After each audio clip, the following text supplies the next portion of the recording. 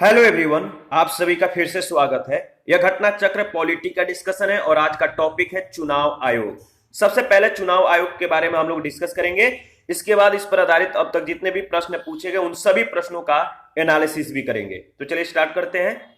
देखिए, संविधान के भाग 15 के तहत अनुच्छेद 324 से 329 तक निर्वाचन से संबंधित प्रावधान उल्लेखित हैं। अनुच्छेद 324 के तहत अगर बात करें तो एक निर्वाचन आयोग की व्यवस्था की गई है। निर्वाचन आयोग एक अस्थायी एवं स्वतंत्र निकाय है। यह आयोग संसद, राज्य विधानमंडल, राष्ट्रपति और उपराष्ट्रपति के पदों के निर्वाचन के लिए निर्वाचक नामावली तैयार कराने और इन निर्वाचनों के संचालन के अधीक्षण, निर्देशन तथा नियंत्रण के लिए जिम्मेदार होता है। अनुच्छेद 324(2) के अनुसार अगर बात करें तो निर्वाचन आयोग मुख्य निर्वाचन आयुक्त और उतने अन्य निर्वाचन आयुक्तों से, जितने की समय समय पर राष्ट्रपति नियत करें, मिलकर बनेगा। मुख्य निर्वाचन आयुक्त और अन्य निर्वाचन आयुक्तों की नियुक्ति राष्ट्रपति के द्वारा की जाती है। 15 अक्टूबर 1989 तक निर्वाचन आयोग एक सदस्यीय था, जिसमें केवल मुख्य निर्वाचन आयुक्त ही होता था। 16 अक्टूबर 1989 को सर्वप्रथम निर्वाचन आयोग में 2 अतिरिक्त निर्वाचन आयुक्तों की नियुक्ति की गई, परंतु 1 जनवरी 1990 तक ही ये पद पर रहे। 1 अक्टूबर 1993 को पुनः 2 अतिरिक्त निर्वाचन आयुक्तों की नियुक्ति की गई और तब से यह आयोग 3 सदस्यीय है। राष्ट्रपति निर्वाचन आयोग के सलाह पर प्रादेशिक आयुक्तों की नियुक्ति कर सकता है। वर्तमान में निर्वाचन आयोग में मुख्य निर्वाचन आयुक्त और 2 अन्य निर्वाचन आयुक्त हैं। ध्यान रखिएगा, इनके पास समान शक्तियां होती हैं तथा उनके वेतन, भत्ते व दूसरे अनुलाभ भी समान ही होते हैं, जो कि सर्वोच्च न्यायालय के न्यायाधीश के समतुल्य होते हैं। निर्वाचन आयुक्तों का कार्यकाल जो है, ध्यान रखिएगा, निर्वाचन आयुक्तों का जो कार्यकाल है 6 वर्ष या 65 वर्ष के आयु तक, इन दोनों में से जो भी पहले हो मतलब कि अपने पद पर बने रह सकते हैं। तो निर्वाचन आयुक्तों का कार्यकाल 6 वर्ष या 65 वर्ष के आयु तक होता है।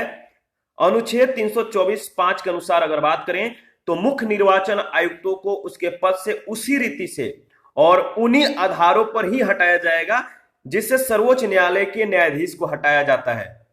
किसी अन्य निर्वाचन आयुक्त या प्रादेशिक आयुक्त को मुख्य निर्वाचन आयुक्त के सिफारिश पर ही उनके पद से हटाया जाएगा। लोक प्रतिनिधि अधिनियम 1951 के प्रावधानों के तहत चुनाव की अधिसूचना लोकसभा एवं राज्यसभा के लिए, राष्ट्रपति तथा विधानसभा एवं विधान परिषद के लिए संबंधित राज्य या संघ राज्य क्षेत्र का राज्यपाल या प्रशासक निर्वाचन आयोग की अनुशंसा पर जारी करता है, जबकि चुनाव के विभिन्न चरणों संबंधी विस्तृत अधिसूचनाएं निर्वाचन आयोग के द्वारा जो है जारी की जाती है। अनुच्छेद 326 के तहत अगर बात करें तो वयस्क मताधिकार का प्रावधान किया गया है। भारत में मत देने का अधिकार एक वैधानिक अधिकार है। लोक प्रतिनिधि अधिनियम 1951 के तहत भारत में मताधिकार और निर्वाचित होने का अधिकार जो है मिलता है। 61वें संविधान संशोधन अधिनियम 1988 के द्वारा मताधिकार की जो आयु है वो 21 वर्ष से घटाकर 18 वर्ष कर दिया गया, जो कि 28 मार्च 1989 से प्रभावी है। स्थानीय निकायों यानी पंचायतों और नगर पालिकाओं का चुनाव जो है राज्य निर्वाचन आयोग अनुच्छेद 243 के एवं 243(a) के तहत मतलब जो इनके बारे में जो है इस आर्टिकल में जो है 243 के एवं 243(a) के तहत जो प्रावधान किया गया है और इन प्रावधानों के जो है निर्देशानुसार कराया जाता है। तो जो स्थानीय निकाय है इनका चुनाव कौन कराएगा? तो राज्य निर्वाचन आयोग, इनके द्वारा कराया जाता है। परिसीमन आयोग का गठन केंद्र सरकार द्वारा संसदीय विधि के तहत किया जाता है, जिसका कार्य जो है विगत जनगणना के आधार पर चुनाव क्षेत्रों के सीमा जो है निर्धारित करना होता है। अब तक 5 बार 1952, 1963, 1973, 2002 और 2020 में परिसीमन आयोग का गठन किया गया है। तो ध्यान रखिएगा, अब तक 5 बार जो है परिसीमन आयोग का गठन किया गया है। कब कब? तो 1952 में, 1963 में, 1973, 2002 और 2020 में। नवीनतम परिसीमन आयोग परिसीमन अधिनियम 2002 के तहत केंद्र सरकार के द्वारा 6 मार्च 2020 को सर्वोच्च न्यायालय की पूर्व न्यायाधीश रंजना प्रकाश देसाई की अध्यक्षता में गठित किया गया है, जिसे मूलतः जम्मू और कश्मीर संघ राज्य क्षेत्र तथा 4 उत्तर पूर्वी राज्यों असम, अरुणाचल प्रदेश, नागालैंड और मणिपुर के विधानसभा और संसदीय निर्वाचन क्षेत्रों के परिसीमन का कार्य सौंपा गया था। मार्च 2021 में इस परिसीमन आयोग की कार्यावधि को 1 वर्ष का विस्तार देने के साथ इसके दायरे से उत्तर पूर्वी राज्यों को हटा लिया गया है। भारत के प्रथम महिला मुख्य निर्वाचन आयुक्त वी.एस. रामादेवी थी। तो भारत की प्रथम महिला मुख्य निर्वाचन आयुक्त कौन थी? तो वी.एस. रामादेवी। ध्यान रखिएगा, इंपॉर्टेंट है। इस पर आधारित पहला जो प्रश्न पूछा गया है, भारत का संविधान निम्नलिखित अनुच्छेदों में से किस एक के अंतर्गत एक निर्वाचन आयोग का प्रावधान करता है? तो आपको मालूम है, इसके बारे में हम लोगों ने ऊपर में डिस्कस किया है। इसका सही जवाब होगा अनुच्छेद 324 के अंतर्गत।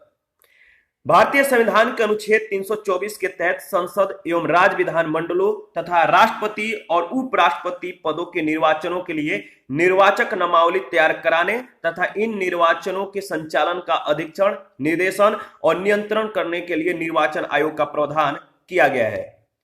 क्वेश्चन नंबर 2 है, भारत के संविधान का कौन सा अनुच्छेद भारतीय निर्वाचन आयोग की स्थापना से संबंधित है? भारत के संविधान का कौन सा आर्टिकल या अनुच्छेद भारतीय निर्वाचन आयोग के स्थापना से संबंधित है? इसका सही जवाब होगा अनुच्छेद 324। आगे बढ़ते हैं, क्वेश्चन नंबर 3 है, भारतीय संविधान के निम्नलिखित अनुच्छेदों में से किसमें निर्वाचन आयोग का प्रावधान किया गया है? तो सही जवाब होगा आर्टिकल 324। 4 नंबर क्वेश्चन है, भारत के मुख्य चुनाव आयुक्त को नियुक्त किया जाता है। भारत के मुख्य चुनाव आयुक्त को किनके द्वारा नियुक्त किया जाता है? तो राष्ट्रपति के द्वारा। C option is right option. भारतीय संविधान के अनुच्छेद 324(2) के अनुसार अगर बात करें तो भारत के निर्वाचन आयोग के मुख्य चुनाव आयुक्त तथा अन्य चुनाव आयुक्तों की नियुक्ति संसद के द्वारा बनाई गई विधि के अधीन राष्ट्रपति के द्वारा की जाती है। क्वेश्चन नंबर 5 है, भारत के संदर्भ में निम्नलिखित कथनों पर आपको विचार करने हैं और इसमें 4 कथन है। कथन आप एक बार देख लीजिएगा, इसको एनालिसिस करके आगे बढ़िएगा। इसका सही जवाब देखिए, बी ऑप्शन है। इसमें जो कथन 2 और 3 दिया गया है, मुख्य चुनाव आयुक्त वही वेतन पाने का हकदार है जितना उच्चतम न्यायालय के न्यायाधीश को दिया जाता है। तो दूसरा कथन सही है। तीसरा कथन जो दिया गया है, मुख्य चुनाव आयुक्त को उच्चतम न्यायालय के किसी न्यायाधीश को हटाने के तरीके और कारणों के अतिरिक्त किसी अन्य तरीके और कारण से उनके पद से नहीं हटाया जा सकता है। इन दोनों के बारे में हम लोगों ने ऊपर में डिस्कस किया था, ठीक है। तो दूसरा और तीसरा जो कथन मतलब था वो सही है और इसके बारे में फिर से एक बार रिपीट कर लेते हैं, ठीक है, ध्यान रखिएगा। मुख्य चुनाव आयुक्त और अन्य चुनाव आयुक्तों के अधिकार, वेतन, भत्ते आदि समान है और उन्हें वही वेतन मिलता है जो उच्चतम न्यायालय के न्यायाधीश को प्राप्त होता है। मुख्य चुनाव आयुक्त और अन्य चुनाव आयुक्त अपने पद पर 6 वर्ष तक या अधिकतम 65 वर्ष तक बने रहते हैं। इन दोनों में से जो भी पहले हो और उन्हें उसी रीति से हटाया जा सकता है जो उच्चतम न्यायालय के न्यायाधीश के लिए वर्णित है। आगे बढ़ते हैं, 6 नंबर है, भारत के मुख्य निर्वाचन आयुक्त की पदावधि क्या है? भारत के मुख्य निर्वाचन आयुक्त की पदावधि क्या है? 5 वर्ष, राष्ट्रपति के प्रसाद पर्यंत। और नेक्स्ट है इसमें जो ऑप्शन 6 वर्ष या 65 वर्ष के आयु तक जो भी पहले हो, तो सही जवाब होगा सी ऑप्शन। इसके बारे में कुछ ही सेकंड पहले हम लोगों ने डिस्कस किया था। 7 नंबर क्वेश्चन है, भारत के मुख्य निर्वाचन आयुक्त का पद समकक्ष होता है।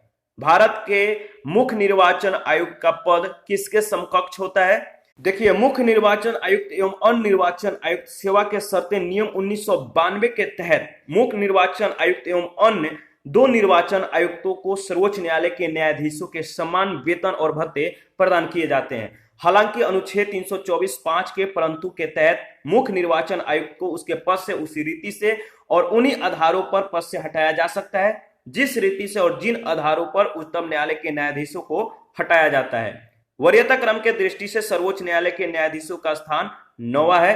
मुख्य निर्वाचन आयुक्त का स्थान 9A पर आता है। इसके अतिरिक्त सर्वोच्च न्यायालय के मुख्य न्यायाधीश और लोकसभा अध्यक्ष का वरीयता क्रम में स्थान 6ठा है।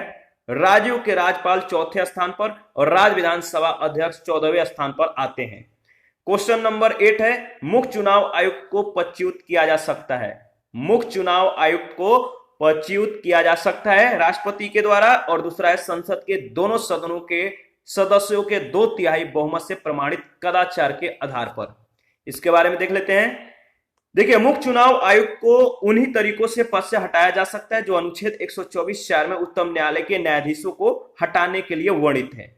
उन्हें साबित कदाचार या असमर्थता के आधार पर हटाए जाने के लिए संसद के प्रत्येक सदन के द्वारा अपनी कुल सदस्य संख्या के बहुमत तथा उपस्थित और मत देने वाले सदस्यों के कम से कम 2/3 बहुमत के द्वारा समर्थित समावेदन उसी सत्र में राष्ट्रपति के समक्ष रखे जाने पर राष्ट्रपति के आदेश के द्वारा ही पद से हटाया जा सकता है, जबकि अन्य निर्वाचन आयुक्त को मुख्य निर्वाचन आयुक्त के परामर्श पर राष्ट्रपति के द्वारा हटाया जा सकता है। ध्यान रखिएगा।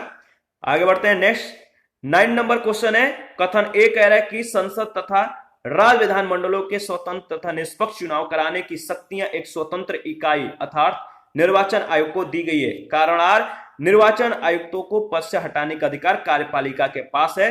तो दोनों कथन सत्य है, पर आर सही स्पष्टीकरण नहीं है ए का, तो बी ऑप्शन आपका बिल्कुल सही है।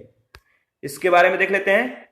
देखिए, भारतीय संविधान के अनुच्छेद 324 के अंतर्गत संसद तथा विधान मंडलों के निर्वाचन तथा निष्पक्ष चुनाव के लिए एक स्वतंत्र चुनाव आयोग का गठन किया गया है। मुख्य निर्वाचन आयोग को उसके पद से संसद उसी रीति से हटा सकती है जिस रीति से उच्चतम न्यायालय के न्यायाधीशों को हटाया जाता है, अर्थात मुख्य निर्वाचन आयुक्त को हटाने का अधिकार विधायिका को है, लेकिन निर्वाचन आयुक्तों यानी मुख्य निर्वाचन आयुक्त को छोड़कर इनको हटाने के लिए इस प्रक्रिया की आवश्यकता नहीं है। इन्हें मुख्य कह सकते हैं, इन्हें मुख्य निर्वाचन आयुक्त के सिफारिश पर राष्ट्रपति अपने कार्यपालिका शक्ति का प्रयोग कर हटा सकता है। ठीक है, इसलिए कारण आर भी सत्य है। इस आधार पर कारण कथन की व्याख्या नहीं करता है। वस्तुतः प्रश्न में भाषा तथा विश्लेषण के कारण भ्रम भी है। भ्रम क्या है? पहला है कि निर्वाचन आयुक्त में मुख्य निर्वाचन आयुक्त तथा अन्य निर्वाचन आयुक्त सभी को शामिल किया जाए तब कारण आर गलत होगा।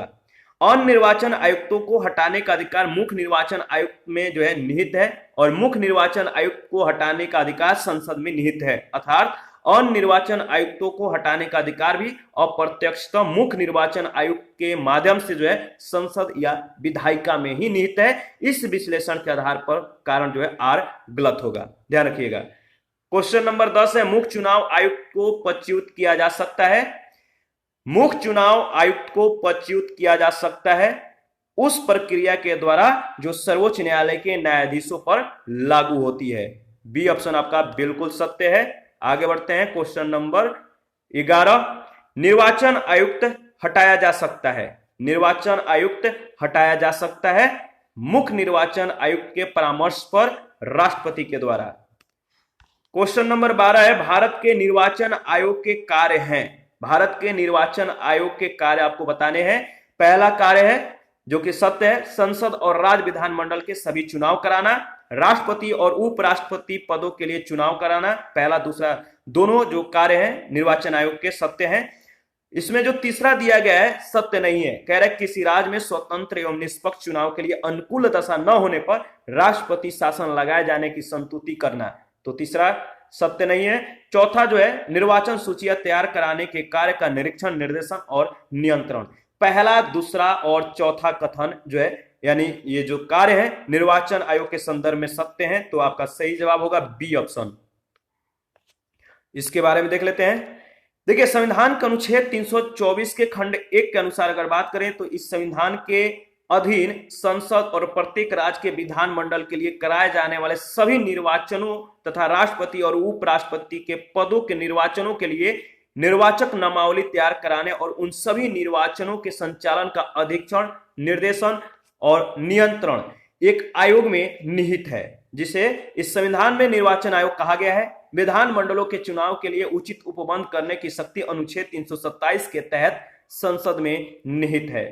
किसी राज्य में स्वतंत्र एवं निष्पक्ष चुनाव के लिए अनुकूल दशा न होने पर राष्ट्रपति शासन लगाए जाने की संतुति निर्वाचन आयोग नहीं करता है, बल्कि अनुच्छेद 356(5) के तहत अगर बात करें तो किसी राज्य में राष्ट्रपति शासन की अवधि जो है 1 वर्ष से आगे तभी बढ़ाई जा सकती है जब संपूर्ण भारत में अथवा संपूर्ण राज्य या उसके किसी भाग में राष्ट्रीय आपात जो है प्रवर्तन में हो और निर्वाचन आयोग यह प्रमाणित करे कि उस अवधि के दौरान राज्य में विधानसभा के आम निर्वाचन में समस्याओं के कारण जो है राष्ट्रपति शासन आवश्यक है।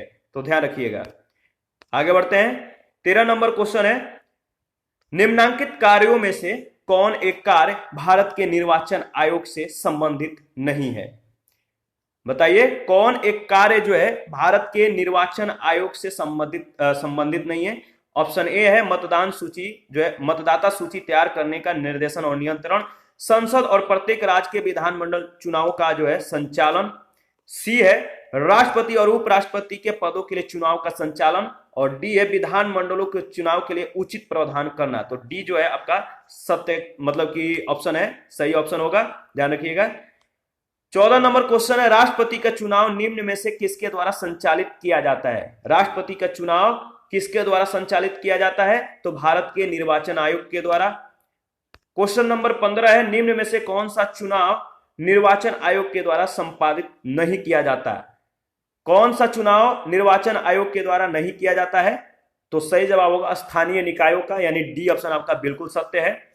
देखिए, संसद, राज्य विधानमंडलों तथा राष्ट्रपति और उपराष्ट्रपति का चुनाव संविधान के अनुच्छेद 324 के तहत निर्वाचन आयोग के द्वारा संपादित किया जाता है, जबकि अनुच्छेद 243 के और 243 जेड ए के तहत क्रमशः पंचायतों और नगर पालिकाओं का चुनाव संबंधित राज्य निर्वाचन आयोग के द्वारा कराया जाता है। 16 नंबर क्वेश्चन है, भारत के निर्वाचन आयोग के निम्नलिखित में से कौन से कृत्य हैं? भारत के निर्वाचन आयोग के निम्नलिखित में से कौन से कृत्य हैं? 3 कृत्य दिया गया है। पहला है लोकसभा के अध्यक्ष और उपाध्यक्ष तथा राज्यसभा के सभापति के पदों के लिए निर्वाचन कराना। दूसरा है नगर पालिकाओं और नगर निगमों के लिए निर्वाचन करवाना। तीसरा है निर्वाचनों से जो है उत्पन्न सभी संदेहों और विवादों का निर्णयन। बताइए इनमें जो सत्य कथन है कौन सा है? तो देखिए डी, यानी कोई नहीं। डी ऑप्शन सत्य कथन है। इनमें से कोई कथन जो है आपका मतलब कि इससे संबंधित नहीं है। उपराष्ट्रपति राज्यसभा का पदेन सभापति होता है, जबकि लोकसभा के अध्यक्ष और उपाध्यक्ष राज्यसभा के उपसभापति का निर्वाचन संबंधित सदन के सदस्य करते हैं। निर्वाचन से उत्पन्न विवादों का निर्णय जो है न्यायपालिका करती है। नगर पालिकाओं और नगर निगमों के निर्वाचन राज्य निर्वाचन आयोग करवाता है। इसलिए कोई भी जो कथन है सत्य नहीं है। आगे बढ़ते हैं। नेक्स्ट क्वेश्चन है, क्वेश्चन नंबर 17 है, आपको बताना है कि निम्नलिखित में से कौन से कथन सत्य है। 3 कथन है। भारत का निर्वाचन आयोग 5 सदस्यीय निकाय है, तो इसके बारे में हम लोगों ने ऊपर में डिस्कस किया था। बताइए सत्य है या असत्य है। दूसरा है संघ का गृह मंत्रालय आम चुनाव और उपचुनाव दोनों के लिए जो है चुनाव कार्यक्रम तय करता है। तीसरा है निर्वाचन आयोग मान्यता प्राप्त राजनीतिक दलों के विभाजन विलय से संबंधित विवाद निपटाता है। देखिए इनमें जो कथन सत्य है वह आपका सिर्फ तीसरा, यानी डी ऑप्शन, तीसरा कथन जो है सत्य है, ध्यान रखिएगा। बाकी इसके बारे में हम लोग डिस्कस करेंगे, इंपॉर्टेंट है। भारत का निर्वाचन आयोग एक 3 सदस्यीय निकाय है, न कि 5 सदस्यीय, जिसमें एक मुख्य निर्वाचन आयुक्त, 2 जो है अन्य निर्वाचन आयुक्त होते हैं। राष्ट्रपति, उपराष्ट्रपति, संसद तथा राज्य विधायिका के चुनावों के अधीक्षण, निर्देशन तथा नियंत्रण के शक्ति निर्वाचन आयोग में निहित है, और इस प्रकार आम चुनाव और उपचुनावों के लिए चुनाव कार्यक्रम निर्वाचन आयोग के द्वारा जो है निर्वाचन आयोग तय करता है, न कि गृह मंत्रालय। निर्वाचन आयोग निर्वाचन प्रतीक यानी आरक्षण और आवंटन आदेश 1968 के तहत मान्यता प्राप्त राजनीतिक दलों के विभाजन या विलय से संबंधित विवाद भी निपटाता है। क्वेश्चन नंबर 18 है, निम्न में से किसका संबंध चुनाव आयोग से नहीं है? किसका संबंध चुनाव आयोग से नहीं है? तो सही जवाब होगा चुनाव की अधिसूचना जारी करना। देखिए निर्वाचन आयोग के सिफारिश पर चुनाव की अधिसूचना लोकसभा एवं राज्यसभा के लिए जो है राष्ट्रपति और विधानसभा और विधान परिषद के लिए संबंधित राज्य या संघ राज क्षेत्र का राज्यपाल या प्रशासक द्वारा जो है जारी किया जाता है। इसके बाद समय, निर्वाचन तिथि आदि की विस्तृत अधिसूचनाएं निर्वाचन आयोग के द्वारा की जाती है। तो अन्य प्रश्नगत कार्य निर्वाचन आयोग से संबंधित है। क्वेश्चन नंबर 19 है, भारत में निर्वाचन प्रक्रम के प्रारंभ के विषय में निम्नलिखित में से कौन सा सही है? तो भारत में निर्वाचन प्रक्रम की जो है आरंभ के विषय में निम्नलिखित में से कौन सा सही है आपको बताना है। पहला इसमें जो पहला ऑप्शन दिया गया है कि सरकार के द्वारा निर्वाचन के सिफारिशें और निर्वाचन आयोग के द्वारा निर्वाचन की अधिसूचना जारी किया जाना, क्या यह सत्य है या नहीं। देखिए इसके बारे में हम लोग डिस्कस कर लेते हैं। वैसे ऊपर में इसके बारे में हम लोगों ने डिस्कस किया था। इसमें जो सत्य है मतलब इसमें जो पूछा गया है कि कौन सा सही है, तो देखिए इसमें सी ऑप्शन सत्य है। निर्वाचन आयोग के द्वारा निर्वाचन की सिफारिश और राष्ट्रपति अथवा राज्य के राज्यपाल के द्वारा निर्वाचन की अधिसूचना जारी किया जाना है, ध्यान रखिएगा। इसके बारे में ऊपर में हम लोगों ने डिस्कस भी किया था। 20 नंबर क्वेश्चन है, भारत में विविध निर्वाचनों के लिए निम्नलिखित में से कौन सी निर्वाचन प्रणालियां स्वीकृत की गई है। बताइए भारत में विविध निर्वाचनों के लिए जो है निम्नलिखित में से कौन सी निर्वाचन प्रणालियां स्वीकृत की गई है। यहाँ पे 4 कथन दिए गए हैं। वयस्क मताधिकार के आधार पर प्रत्यक्ष निर्वाचन प्रणाली, दूसरा एकल संक्रमणीय मत के आधार पे या इनके द्वारा जो है अनुपातिक प्रतिनिधित्व की प्रणाली, तीसरा अनुपातिक प्रतिनिधित्व की सूची प्रणाली, चौथा है अप्रत्यक्ष निर्वाचन की संचयी मतदान प्रणाली। तो देखिए इसमें जो सत्य है जो स्वीकृत की गई है, पहला है वयस्क मताधिकार के आधार पर प्रत्यक्ष निर्वाचन प्रणाली और दूसरा है आपका एकल संक्रमणीय मत के द्वारा अनुपातिक प्रतिनिधित्व की प्रणाली। पहला और दूसरा ध्यान रखिएगा। आगे बढ़ते हैं और 2 लाइन इसके बारे में दिया गया है, इंपॉर्टेंट है, देख लेते हैं। देखिए भारत में निर्वाचन की प्रत्यक्ष और अप्रत्यक्ष दोनों ही निर्वाचन प्रणालियां अपनाई गई है। राष्ट्रपति, उपराष्ट्रपति, राज्यसभा और विधान परिषदों के निर्वाचन एकल संक्रमणीय मत प्रणाली के द्वारा अनुपातिक प्रतिनिधित्व पद्धति के माध्यम से अप्रत्यक्ष रूप से संपन्न होता है, जबकि लोकसभा और राज्य विधानसभाओं के चुनाव वयस्क मताधिकार के आधार पर प्रत्यक्ष ढंग से संपन्न होता है। आगे बढ़ते हैं। 21 नंबर है, संसदों की अयोग्यता संबंधित विवाद पर कौन निर्णय देता है। जो सांसद हैं इनकी अयोग्यता संबंधित विवाद पर कौन निर्णय देता है। सही जवाब होगा निर्वाचन आयोग के परामर्श से राष्ट्रपति, डी ऑप्शन। संविधान के अनुच्छेद 102 के खंड 1 के तहत अगर बात करें तो संसद के सदनों का सदस्य चुने जाने और सदस्य होने के लिए जो है निर्हरताओं का उल्लेख है। इसके संदर्भ में संविधान के अनुच्छेद 103 के तहत सांसदों की अयोग्यता निर्हरता संबंधी विवाद का विनिश्चय राष्ट्रपति निर्वाचन आयोग के परामर्श के अनुसार करता है, जबकि दल परिवर्तन के आधार पर निर्हरता संबंधी प्रश्नों का विनिश्चय संविधान की 10वीं अनुसूची के प्रावधानों के तहत सदन के सभापति या अध्यक्ष के द्वारा किया जाता है। 22 नंबर क्वेश्चन है, संसद के सदस्य की निर्हरताओं से संबंधित प्रश्न का विनिश्चय करते समय राष्ट्रपति निम्नलिखित में से किसकी राय प्राप्त करेगा। तो आपको मालूम है इसका सही जवाब क्या होगा, आप दीजिए, कमेंट में बताइए। इसका सही जवाब है, इसका सही जवाब था बी ऑप्शन, ठीक है। यानी इसमें जो कहा गया है कि जो संसद के सदस्य की निर्हरताओं से संबंधित जो प्रश्न का विनिश्चय करता है या करते समय राष्ट्रपति किसके सिफारिश या किसकी राय जो है प्राप्त करेगा, तो भारत के निर्वाचन आयोग की। ऊपर में हम लोगों ने इसके बारे में डिस्कस भी किया था, अगर आप लोगों ने ध्यान दिया होगा तो। 23 नंबर क्वेश्चन है, यदि किसी राज्य विधानसभा के निर्वाचन में निर्वाचित घोषित होने वाले प्रत्याशी जो है, ध्यान रखिएगा, कह रहा है कि यदि किसी राज्य विधानसभा के निर्वाचन में निर्वाचित घोषित होने वाला प्रत्याशी अपने निश्चित राशि यानी जमानत राशि खो देता है तो उसका अर्थ क्या है। यानी किसी राज्य विधानसभा के निर्वाचन में निर्वाचित घोषित होने वाला प्रत्याशी अपनी जमानत राशि जो है खो देता है तो उसका मतलब है या उसका अर्थ है, क्या अर्थ है कि देखिए जो इसमें अर्थ होना चाहिए डी ऑप्शन कि निर्वाचन लड़ने वाले प्रत्याशियों की संख्या जो बहुत अधिक थी। जो उसका अर्थ होता है मतलब अर्थ होगा वो यही होगा। देखिए प्रत्येक उम्मीदवार को निर्वाचन में जमानत राशि रखनी पड़ती है यदि वह कुल पड़े वैध मतों का न्यूनतम 1/6 मत यानी 1/6 मत जो है नहीं प्राप्त करता है तो वह जो है अपना जमानत राशि जो है खो बैठता है। तो ध्यान रखिएगा। और दिए गए विकल्प के अनुसार अगर बात करें तो यदि चुनाव लड़ने वाले प्रत्याशियों की संख्या काफी अधिक है तो ऐसा संभव हो सकता है, ठीक है, यानी वो अपना जमानत राशि खो सकता है।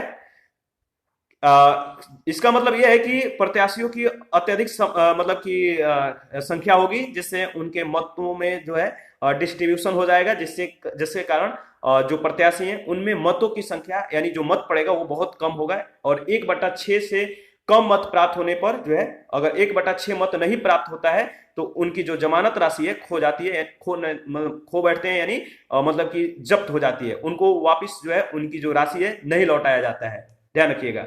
24 नंबर क्वेश्चन है, न्यायालय के द्वारा अपराधित घोषित किए गए व्यक्ति को चुनाव लड़ने के लिए अयोग्य करार देने का निर्णय किसके द्वारा किया गया है? तो बताइए, न्यायालय के द्वारा अपराधी घोषित किए गए व्यक्ति को चुनाव लड़ने के लिए अयोग्य करार देने का जो निर्णय किया गया है किसके द्वारा? तो सही जवाब है संसद के द्वारा। न्यायालय के द्वारा अपराधित घोषित किए गए व्यक्ति को चुनाव लड़ने के लिए अयोग्य करार देने का निर्णय संसद के द्वारा किया गया है। संसद के द्वारा बनाए गए लोक प्रतिनिधि अधिनियम 1951 के धारा 8(3) के अनुसार यदि किसी व्यक्ति को न्यायालय के द्वारा अपराधी करार देते हुए 2 वर्ष या अधिक की सजा सुनाई गई है तो वह सजा के दौरान तथा उसके पश्चात अगले 6 वर्षों के अवधि के लिए सदन की सदस्यता तथा चुनाव लड़ने के लिए अयोग्य हो जाता है। इसके अतिरिक्त इसी अधिनियम के धारा 8(1) के तहत अगर बात करें तो विशिष्ट अपराधों के लिए दोषी कोई व्यक्ति मात्र जुर्माना होने पर भी जो है 6 वर्षों के अवधि तथा कोई भी सजा होने पर जो है सजा के दौरान तथा उसके बाद 6 वर्षों के अवधि के लिए सदन की सदस्यता तथा चुनाव लड़ने के अयोग्य हो जाता है। 25 नंबर क्वेश्चन है, कथन ए कह रहा है कि चुनाव की घोषणा होते ही राजनीतिक दलों को जो है आदर्श आचार संहिता का पालन करना होता है। कारण आर है, आदर्श आचार संहिता को संसद ने अधिनियमित किया था। बताइए इन दोनों में से कौन सा सत्य है? तो देखिए इसमें जो है ए सत्य है और आर जो है असत्य है। देख लेते हैं इसके बारे में। देखिए जो आदर्श आचार संहिता है, आदर्श आचार संहिता राजनीतिक दलों और उम्मीदवारों के मार्गदर्शन के लिए उन मापदंडों का एक दस्तावेज है जो उनके आचरण और व्यवहार को जो है नियंत्रित करता है। यह राजनीतिक दलों की सहमति से विकसित किया जाता है तथा उन पर बाध्यकारी होता है। आदर्श आचार संहिता निर्वाचन आयोग के द्वारा निर्मित की जाती है। यह निर्वाचन आयोग के द्वारा चुनाव के तिथियों की घोषणा संबंधित प्रेस विज्ञप्ति जारी होने के समय से लागू होती है। यह चुनाव पूरे होने तक जो है प्रभावी रहता है। भारत संघ बनाम हरवंशी, जलाल व अन्य ऐसी उपयुक्त से जो है स्पष्ट है, जो कि कथन ए सत्य है और आर गलत है। 26 नंबर क्वेश्चन है, भारत में मताधिकार और निर्वाचित होने का जो अधिकार है वो किस प्रकार का जो है अधिकार है? तो भारत में मताधिकार और निर्वाचित होने का जो अधिकार है वह है आपका विधिक अधिकार है, डी ऑप्शन। इसके बारे में ऊपर में हम लोगों ने डिस्कस किया था। लोक प्रतिनिधित्व अधिनियम 1951 के धारा 79D में निर्वाचन अधिकार को जो है परिभाषित किया गया है। इलेक्टोरल जो राइट्स हैं, इलेक्टोरल राइट्स को जो है परिभाषित किया गया है, जिसमें किसी व्यक्ति के किसी चुनाव में एक उम्मीदवार होने या ना होने या उम्मीदवार होने से नाम वापस लेने या न लेने, चुनाव में मतदान करने या मतदान करने से विरत रहने के अधिकार को शामिल किया गया है। ज्योति बसु एवं अन्य बनाम देवी घोषाल और अन्य वाद में सर्वोच्च न्यायालय ने निर्वाचित होने के अधिकार को जो है विधिक अधिकार के रूप में घोषित किया है। इसी प्रकार लोक प्रतिनिधित्व अधिनियम 1951 के धारा 62 में मताधिकार का वर्णन किया गया है। सर्वोच्च न्यायालय के द्वारा भी मताधिकार को विधिक या वैधानिक अधिकार घोषित किया गया है। अतः स्पष्ट है कि भारत में मताधिकार और निर्वाचित होने का जो अधिकार है एक विधिक या वैधानिक अधिकार है। 27 नंबर क्वेश्चन है, भारत में मताधिकार और निर्वाचित होने का जो अधिकार है वो किस प्रकार का अधिकार है? तो आपको मालूम है विधिक या वैधानिक। ध्यान रखिएगा। आगे बढ़ते हैं। नेक्स्ट क्वेश्चन है, क्वेश्चन नंबर 28 है, भारत में मत देने का जो अधिकार है निम्नलिखित अधिकारों में से कौन सा अधिकार है? तो भारत में मत देने का अधिकार जो है वह है वैधानिक अधिकार है। आगे बढ़ते हैं। नेक्स्ट क्वेश्चन है 29 नंबर है, 9 युवकों के द्वारा 18 वर्ष के आयु पर मताधिकार का पहली बार प्रयोग किया गया आम चुनाव में। तो बताइए 18 वर्ष के आयु पर मताधिकारों का पहली बार प्रयोग किया गया किस आम चुनाव में? तो सही जवाब है 1989 के चुनाव में। ठीक है, देखिए 61वें संविधान संशोधन अधिनियम 1988 के द्वारा मताधिकार की आयु को 21 वर्ष से घटाकर 18 वर्ष किया गया था, जो कि 28 मार्च 1989 से प्रभावी हुआ। 9 युवकों के द्वारा 18 वर्ष के आयु पर मताधिकार का पहली बार प्रयोग जो है नवंबर 1989 में संपन्न 9वीं लोकसभा के आम चुनाव में किया गया। आगे बढ़ते हैं, क्वेश्चन नंबर 30 है, केंद्र और राज्य की व्यवस्थापिकाओं के लिए मतदान की न्यूनतम उम्र की सीमा 21 वर्ष से घटाकर 18 वर्ष की गई। किस संविधान संशोधन के द्वारा? तो 61वें संवैधानिक संशोधन 1989 के द्वारा। सी ऑप्शन आपका बिल्कुल सत्य है। आगे बढ़ते हैं, क्वेश्चन नंबर 31 है, किस संविधान संशोधन के द्वारा मतदान की आयु 21 वर्ष से घटाकर 18 वर्ष की गई? तो सही जवाब है 61वें संविधान संशोधन के द्वारा। और 32 नंबर क्वेश्चन है, भारतीय संविधान का 61वां संशोधन निम्नलिखित में से किस एक से संबंधित है? तो सही जवाब है मतदाताओं की आयु घटाए जाने से, सी ऑप्शन। और आगे बढ़ते हैं, नेक्स्ट है 33, संविधान में किस अनुच्छेद में वयस्क मताधिकारों को मान्यता दी गई है? संविधान में किस अनुच्छेद में वयस्क मताधिकारों को जो है मान्यता दी गई है? सही जवाब होगा इसका अनुच्छेद यानी आर्टिकल 326। देखिए भारतीय संविधान के भाग 15 के अंतर्गत अनुच्छेद 326 में वयस्क मताधिकार संबंधित प्रावधान किया गया है। इसमें कहा गया है कि लोकसभा और प्रत्येक राज्य की विधानसभा के लिए निर्वाचन वयस्क मताधिकार के आधार पर होंगे, अर्थात प्रत्येक व्यक्ति जो भारत का नागरिक है और ऐसे तारीख को जो समुचित विधानमंडल के द्वारा बनाई गई किसी विधि के द्वारा या उसके अधीन इस नियत की जाए कम से कम 18 वर्ष के आयु का है। और यह जो है 61वें संविधान संशोधन अधिनियम 1988 के द्वारा 28 मार्च 1989 से यह आयु 21 वर्ष से घटाकर 18 वर्ष की गई। और इस संविधान या समुचित विधानमंडल के द्वारा बनाई गई किसी विधि के अधीन अनिवास, चित्त विकृति, अपराध या भ्रष्ट या अवैध आचरण के आधार पर अन्यथा निर्हरित नहीं कर दिया जाता है, ऐसे किसी निर्वाचन में जो है मतदाता के रूप में पंजीकृत होने का हकदार होगा। ध्यान रखिएगा। 34 नंबर क्वेश्चन है, भारतीय संविधान का कौन सा अनुच्छेद लोकसभा तथा विधानसभा के प्रतिनिधियों को निर्वाचित करना अर्थात वयस्क मताधिकार का अधिकार प्रदान करता है? बताइए, इसका जवाब कमेंट में आपको बताना है कौन सा ऑप्शन सही है। इसके बारे में कुछ ही सेकंड पहले हम लोगों ने डिस्कस किया था। इसका सही जवाब है आर्टिकल 300, बताइए आर्टिकल 326। ध्यान दीजिए, हम लोगों ने इसके बारे में देखिए इससे पहले वाले क्वेश्चन में ही जो है हम लोगों ने डिस्कस किया था। यहां पर भारतीय संविधान के भाग 15 के अंतर्गत अनुच्छेद 326 में वयस्क मताधिकार संबंधित जो है प्रावधान किया गया है। आप लोग कमेंट भी नहीं करते हैं, इसका मतलब आप लोग ध्यान से चीजों को जो है ऑब्जर्व नहीं करते हैं, एनालिसिस नहीं करते हैं, रिवीजन भी नहीं करते हैं, तो आप लोग किया करिए, इंपॉर्टेंट है। 35 नंबर क्वेश्चन है, पार्लियामेंट के द्वारा वर्ष 1989 में निर्मित कानून के अनुसार एक नागरिक के वयस्क होने की जो कानूनी आयु है वह वर्ष मतलब कि वह आयु क्या है? तो पार्लियामेंट के द्वारा 1989 में निर्मित कानून के अनुसार एक नागरिक के वयस्क होने की जो कानूनी आयु है वह आपका 18 वर्ष। क्वेश्चन वही है, थोड़ा सा लैंग्वेज इधर उधर कर दिया गया है।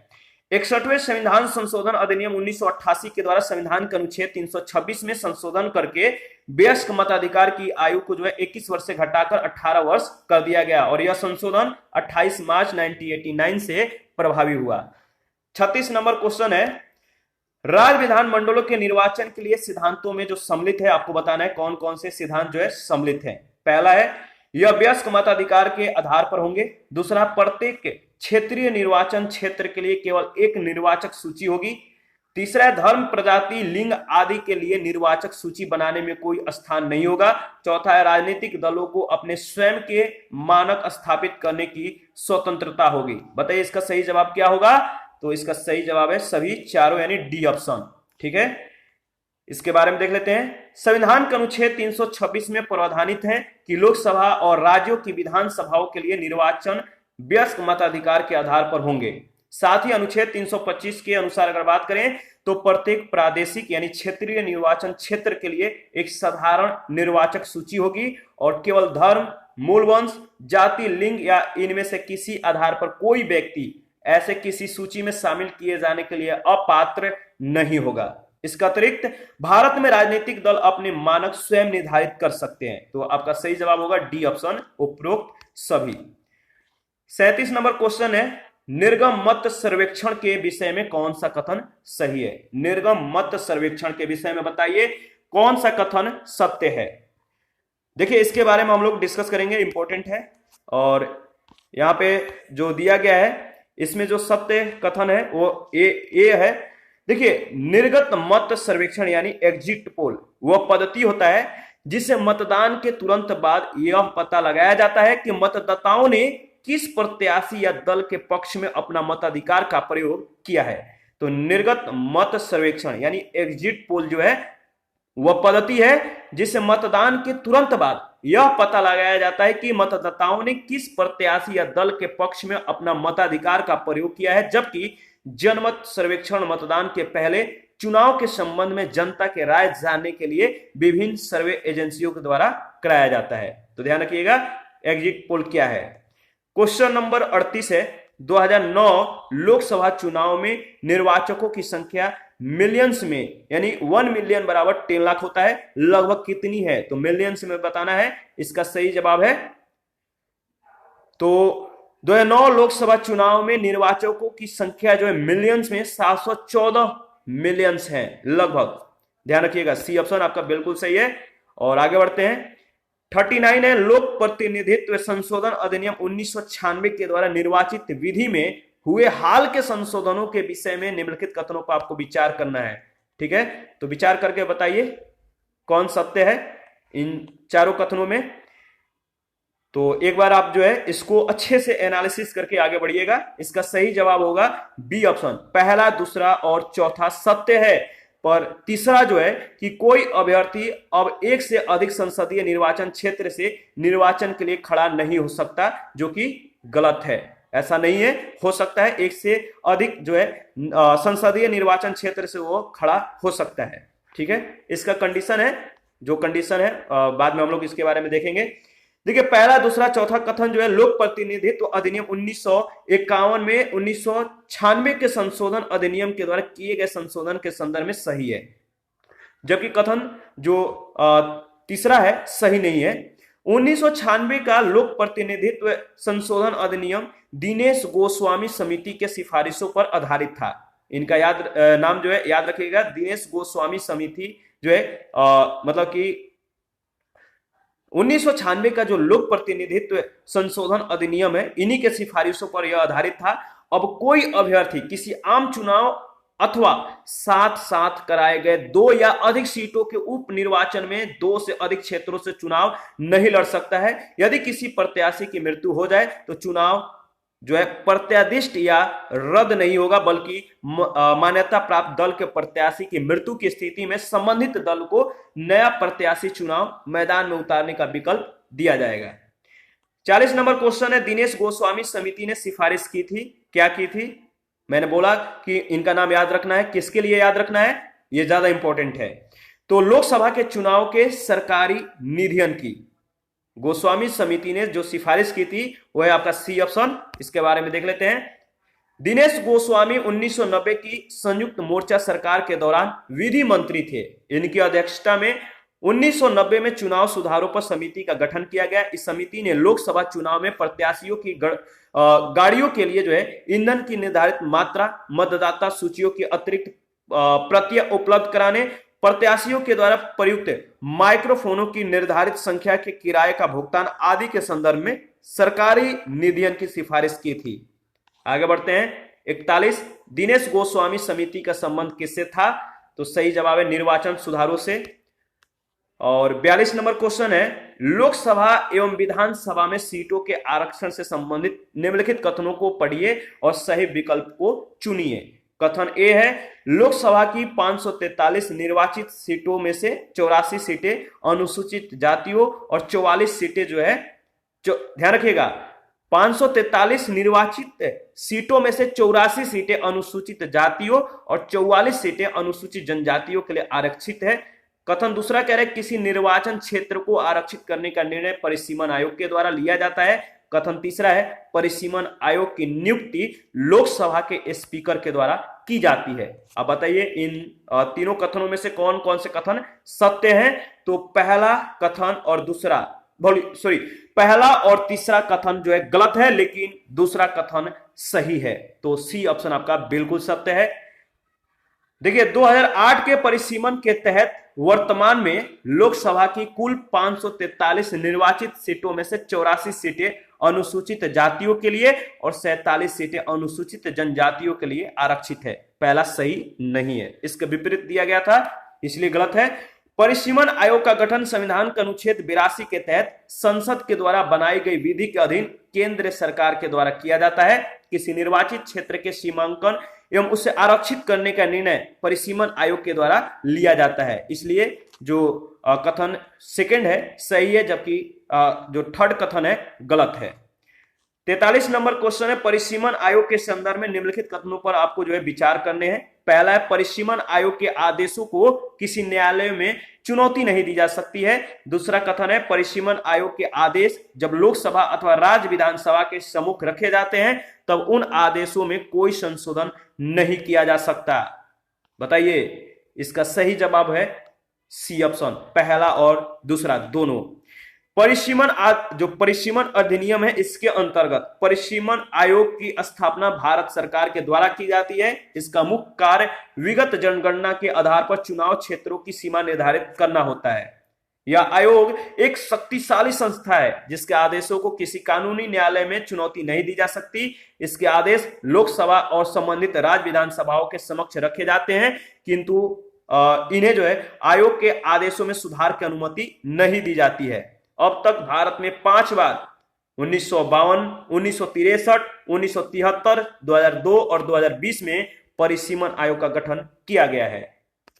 क्वेश्चन नंबर 44 है कथन और कारण दिया गया है। कथन ए कह रहा है कि अनुपातिक प्रतिनिधित्व की प्रणाली अल्पसंख्यकों के प्रतिनिधित्व की समस्या का कुछ हद तक समाधान कर सकती है। कारण आर अनुपातिक प्रतिनिधित्व की प्रणाली निर्जातीयता, लिंग हितों और विचारधाराओं पर जो है आधारित सभी प्रकार के समूहों के यथोचित प्रतिनिधित्व को सुलभ बनाती है। अब बताइए इन दोनों में से कौन सत्य है या गलत है, या एक दूसरे का व्याख्या करते हैं या नहीं? तो देखिए ए और आर दोनों सही है। आर सही व्याख्या है ए की। कैसे? ध्यान रखिएगा, जो अनुपातिक प्रतिनिधित्व की व्यवस्था है निर्वाचन क्रिया प्रणाली के रूप में अल्पसंख्यक समूहों को जो है उनकी संख्या के अनुपात में यथोचित प्रतिनिधित्व सुनिश्चित करती है।